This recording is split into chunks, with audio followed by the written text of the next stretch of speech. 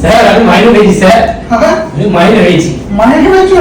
মাইনে পেয়ে খুব ভালো কথা, কিন্তু খুব খুশির খবর তো। স্যার বসতে পারি? বসুন বসুন। আচ্ছা আচ্ছা, আগে চা খান, চা খান, চা খান। স্যার চা। হ্যাঁ দাও, গৌতমকে দাও, গৌতম দাও, ওকে দাও।